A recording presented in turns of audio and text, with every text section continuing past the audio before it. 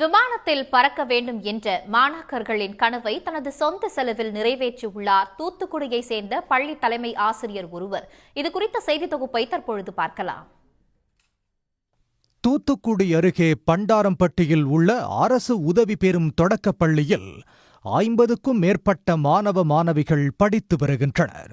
அங்கு தலைமை ஆசிரியராக உள்ள பொன்ராஜ் பாடம் எடுத்துக் கொண்டிருந்த போது மாணவர் ஒருவர், நம்மால் விமானத்தில் எப்போது செல்ல முடியும் என ஆதங்கத்துடன் கேட்டுள்ளார்.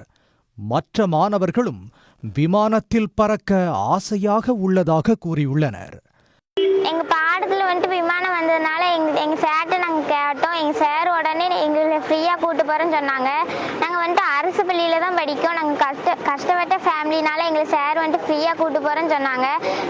மாணவர்களின் ஆசையை நிறைவேற்ற முடிவு செய்த தலைமை ஆசிரியர் பொன்ராஜ் தூத்துக்குடியில் இருந்து சென்னைக்கு 18 மாணவர்களை அழைத்துச் செல்ல இண்டிகோ விமானத்தில் டிக்கெட் முன்பதிவு செய்தார்.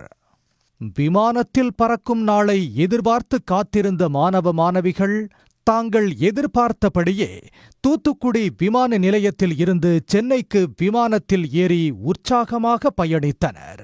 அவங்களுக்கு ட்ரெயினில் ஏறி பழக்கம் கிடையாது, ஃப்ளைட்டில் போய் ஃப்ளைட்டை வண்ணாந்து பார்த்து பழக்கம். ஆனால் இன்றைக்கி அவங்களே அந்த ஃப்ளைட்டில் அவங்க பறக்க போகிறாங்கன்னு அந்த பிள்ளைங்களுக்கு ரொம்ப மகிழ்ச்சி.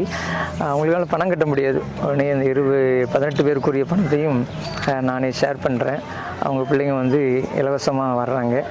18 மாணவ மாணவிகளை அழைத்துச் செல்ல 1,20,000 ரூபாய்க்கு தனது சொந்த செலவில் தலைமை ஆசிரியர் பொன்ராஜ் விமான டிக்கெட் எடுத்துள்ளார்.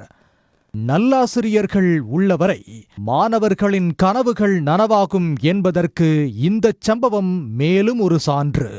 உடனுக்குடன் செய்திகளை தெரிந்து கொள்ள சன் நியூஸ் பெல் ஐகானை கிளிக் பண்ணுங்க.